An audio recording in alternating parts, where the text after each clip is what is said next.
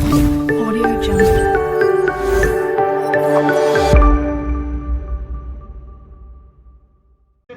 Sujangarh live YouTube channel पर आप सभी का हार्दिक स्वागत है। चूरू लोकसभा क्षेत्र से कांग्रेस प्रत्याशी राहुल कस्वाहा आज सुजानगढ़ के मूलट सिनेमाघर पधारे, जहां पर उन्होंने कांग्रेस कार्यकर्ताओं को संबोधित किया।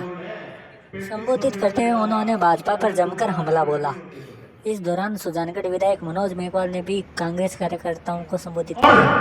30-35 साल से लगातार जीतते रहना ऐसा आसान नहीं है। वो तभी है कि जब इन लोगों का आपके दिलों में राज है, आपके दिलों में जगह इन्होंने बनाई है, ऐसे ही नहीं बनाई। तो उन लोगों तक आप लोगों को पहुंचना है, क्योंकि आप लोगों ने अभी तक इनके लिए वोट नहीं मांगा। इस बार आप इनके लिए वोट मांगेगा। जनता बैठी है इनको वोट देने के लिए। उनके दिल में है कि राहुल जी को हम वोट करेंगे, पर उन तक आप लोगों को पहुंचना पड़ेगा। उनको इस बार चिन्ह बताना पड़ेगा। कांग्रेस का निशान है, हाथ का निशान है, उस बटन पर दबाना है और राहुल जी को जिताना है। आप लोगों को बताना,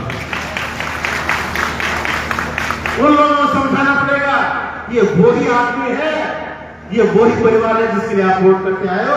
और इस बार आपको कांग्रेस पार्टी के प्रत्याशी के रूप में आपके बीच में ये आए हैं और हम इस बार आप लोगों से वोट देने की अपील करने के लिए आपके बीच में आप लोगों को समझाना, आप लोगों को राहुल कस्वाहा बनकर लोगों के पास पहुंचना पड़ेगा।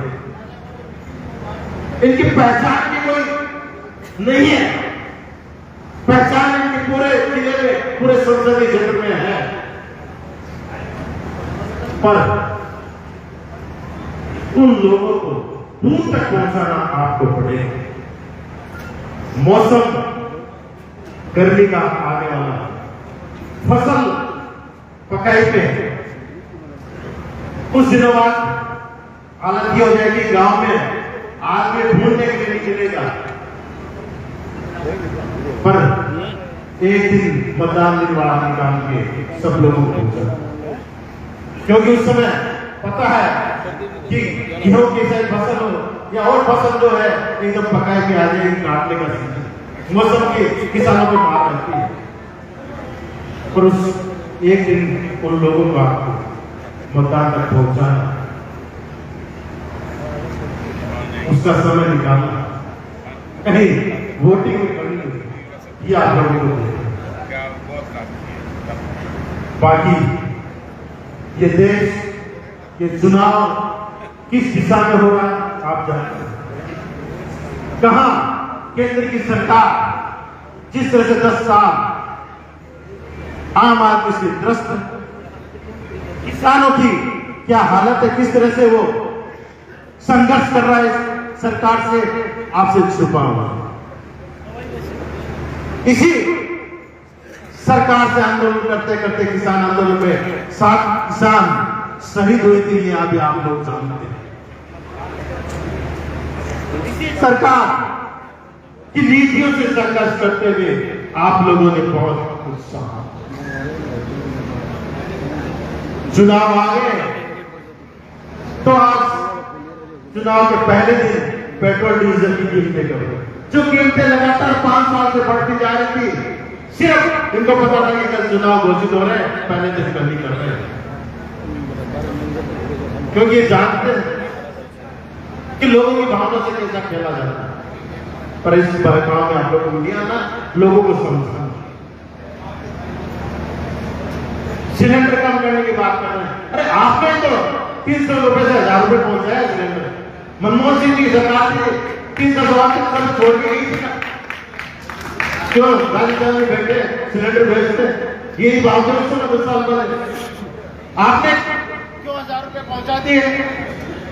और जब चुनाव आ गए तो कह रहे हैं 5 दिन पहले कि हम 450 रुपए में सिलेंडर देंगे, 400-450 रुपए सिलेंडर देंगे। अरे क्यों आप 1000 रुपए देंगे? किसने कहा था आपको? उस समय आप लोग उन परिवारों का आंसू नहीं दिख रहे थे, उन महिलाओं का आंसू नहीं दिख रहे थे जो गैस सिलेंडर छोड़कर उन्हें लकड़ियां जलाने के लिए मजबूर हो गए। उससे बताया गया था सिर्फ चुनाव के लिए आप लोग कर रहे हैं। अब ये देश सकेगा नहीं। हमारे स्टेट के अंदर राजा साहब, अशोक जी, सचिन जी और मेरे लोकसभा क्षेत्र चूरू के सभी कांग्रेस के विधायकगण, कांग्रेस के प्रत्याशीगण, सबने खुले मन के साथ में मेरा स्वागत किया। मैं किन शब्दों में धन्यवाद दूं मुझे पता नहीं, और मैं अपना सभी का बहुत बहुत धन्यवाद देता हूं। अब फिर सारा दिन एक बात कह रहे हो कि बहुत साल हो गया ये, अब मारो तो खत तो खुले को नहीं है, पर मन लगे कि अपनी टीम में इसका जोश जबरदस्त है, आप खातों खोल चुके हैं, मुझे लगा है। जय साहब अध्यक्ष जी बैठे हमारा, सारे प्रोग्राम हमारे नेतृत्व में हो रहे हैं।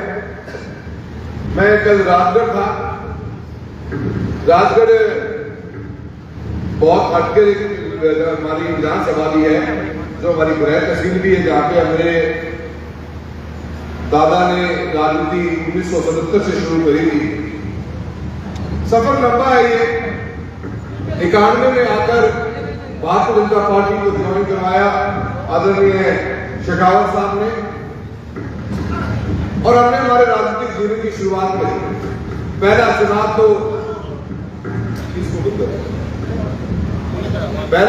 तो जो लड़े थे तो मात्र 168 वोटों से चुनाव जीत पाए थे। चूरू के अंदर पहली दफा भारतीय जनता पार्टी जीत के आई। हम अपनी मेहनत में चलते रहे, लोगों के मन में हमने जगह बनाई, लोगों के घर तक पहुंचे। बहुत लंबा क्षेत्र है चूरू, लालगढ़ का, सुजानगढ़ तहसील का लालगढ़, और उसके बाद में भादरा तहसील का झांसन, 340 किलोमीटर लंबी ये क्षेत्र है। मेरे पिताश्री ने 1991 के अंदर हर घर तक, हर परिवार तक जुड़ने की कोशिश करी। 36 कौम को साथ लेकर चले, एक ईमानदारी, एक सरलता का व्यवहार के साथ में लोगों के मन में जगह बनाई और ये राजनीतिक सफर शुरू किया। और वो प्यार और वो जो इज्जत एक दूसरे के साथ बांटी, जो अपने को महसूस हुआ, उसी का ही नतीजा रहे मोदी की वो एमपी के स्थान में ज्यादा वोट देते हैं। तो जानकर उन्होंने बड़ी ऐतिहासिक गिनती आई है, मेरे पिताजी ने भी गिनती आई है। मैं बहुत ईमानदारी के साथ में काम करता गया। 2014 के अंदर हमारे नेता जी हैं जिनका परम तेजानी हो ना, अभी तो बताने तो शुरू होगा। नेता मान नेता है, उनकी निगाहें पड़ी कि ना बस ये बहुत हो गया कि अब राम सिंह जी ने टिकट कौन नहीं आ पा। पार्टी में मजबूत लोग बैठे हैं उस टाइम, भैरव सिंह के साथ वसुंधरा जी, बात सुनी बोली गई, पर आज भी सुनी, आज भी सुनी करके मन ने एक मौका दे दिया। मैं मेरी मेहनत करी, विकास करने में एजेंडा बनाया, लोकसभा क्षेत्र में नया राष्ट्रीय राजमार्ग बने, नई रेल डाले, नया किसानों के लिए बीमा नीति को खाली दिलावा, अनेकों राजस्थान के अंदर भारत सरकार के द्वारा की तरह प्रोजेक्ट राजस्थान को विकास के पथ पर चलाए, वर्ल्ड क्लास स्टेडियम शुरू कर दो बनाए, तो राजस्थान नंबर 1 पे है। काम करने राजनीति करी तो 1-5 साल में ही डाको सा नाराज हो गया, बोले कि टिकट काटो कांग्रेस के अंदर। पार्टियां में लोग बैठा मजबूत, कौन मानने उनकी बात, और आपने दोबारा से मौका मिले। 2023 में आप वही विकास के पथ पर चलते हुए ईमानदारी के साथ लोगों के बीच में रहे। और मैं बार बार कहता हूं कि कुछ लोग, कुछ अनजान और अज्ञान व्यक्ति एक ही बार ऐसी कमजोर बातें बोल जाते हैं। प्रजातंत्र की खूबसूरती क्या है कि हमारे नेतृत्व ने नेक जाना और वो माने हमारे नाम को पहचाने।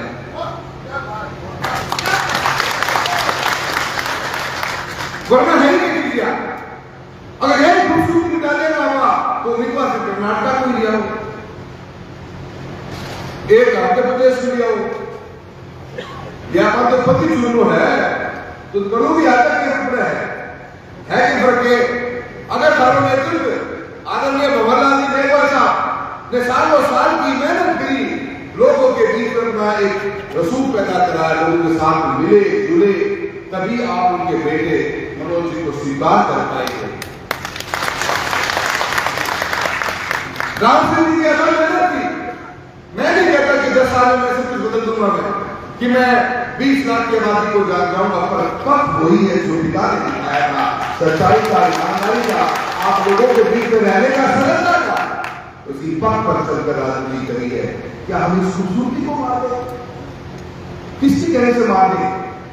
क्योंकि एक नेता है किले के अंदर, वो फैसला करेगा आपका, वो क्या आने वाले अपने बच्चों का फैसला करेगा कि जनता फैसला करेगी, इसका नेतृत्व कौन करेगा? ये दो चुनाव नहीं है, ये पार्टियों की लड़ाई नहीं है। कोई धैर्य रखने को निर्णय निकालो। हम लड़ रहे हैं हमारे स्वाभिमान के लिए। ये लड़ाई किस चीज की है? कोई भविष्यवाणी की जरूरत नहीं, इसमें जाति पाति कुछ नहीं है करता। एक बार ठंडे दिमाग से रात को आंखें बंद करके सोच के देखा कि आपके आने वाले कल का फैसला इस 50 तंत्र के अंदर आजादी की 75 साल के बाद में एक व्यक्ति बैठा हुआ जयपुर के अंदर। Very good.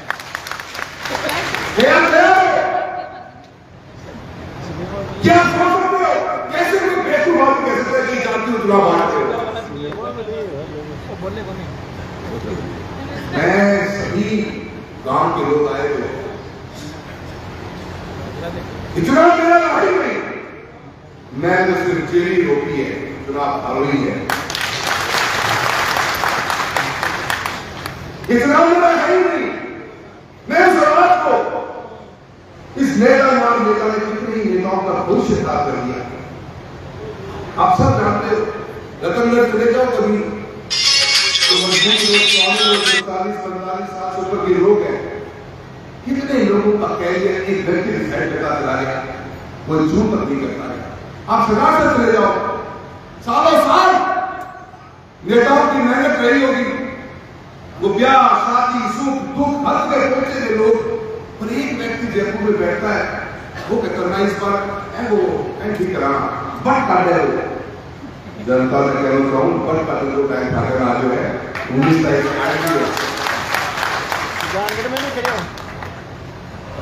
मैंने उस 2 तारीख के फैसले के बाद, मैं तो कभी सोचा ही था कि जिंदगी में ये जिंदगी कर जा सकते हैं, आए, क्योंकि मुझे पता था जिस वक्त मैं चल रहा हूं, अपन ने कंपटीशन के ऊपर भी कंपटीशन पैदा कर रखा है, अपन ने इतना काम कर रखा है, अपन इतने लोगों के बीच में रहे हैं, और कोई एक व्यक्ति नहीं रहा।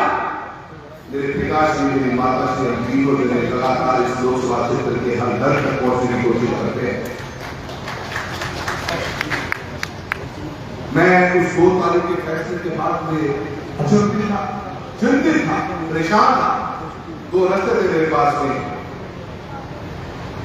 एक मैं भी हाथ पे हाथ रखकर बैठकर इस एक व्यक्ति के तमाशे को देखता चलूं, और एक दूसरा पड़ता उठूं, खड़ा हूं, लड़ूं और ताकत दूं आप लोगों की, और आप मेरा सहयोग करो, एक नया इतिहास मिलेगा राजस्थान का। मुझे नहीं पता कि मैं कैसे चुनाव जीतूंगा, नहीं पाऊंगा नहीं, पर मुझे इतना विश्वास अपने आप को जरूर है कि मैं हारूंगा नहीं, ये मुझे बड़ा विश्वास है। क्योंकि मेरे साथ में आप लोग, मैंने आपको जगाने का काम किया कि चुनाव हार जीतना नहीं, कि चुनाव जीता गाता चूरू लोकसभा क्षेत्र के उस 36 करोड़ के स्वाभिमान का चुनाव है। और मैं उम्मीद करता हूं आप सब जागोगे, सोचोगे, मंथन करोगे और जागोगे, फैसला करोगे कि 19 तारीख को हम प्रजातंत्र में अपने हक का फैसला किसी एक व्यक्ति को नहीं, अपने हाथ में रखेंगे, अपने बटन के साथ रखेंगे, अपनी मुट्ठी में रखेंगे। जिस दिन ये जागृति आ जाएगी मित्रों, ये लोग जो सामंतवादी सोच को साथ में जीते हैं, आज भी ये सोचते हैं कि 2024 में हम लोगों को दबा के रख सकते हैं, दर्द बनी का शिकार है। और मैं सुजानगढ़ की इस पावन जगह के अंदर मेरे किसान भाई, मेरे दलित भाई, मेरे अल्पसंख्यक भाई, सबके भाई बैठे हैं।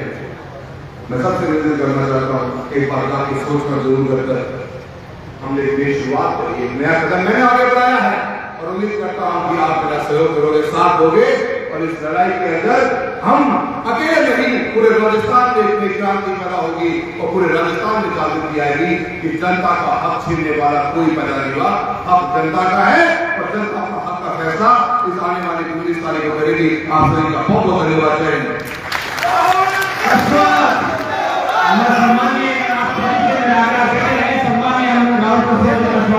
सम्मान करेंगे आप मंच के सामने राहुल कसवा जी, आप सभी के बीच में आप सभी से मिलाकर मैं जिनका नाम और भी कोई स्वागत कराना चाहे।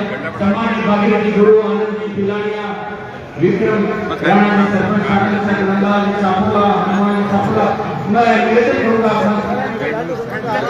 तमाम सरपंच पार्षद जो भी हमारे साथी हैं, सम्मानित राहुल कसवा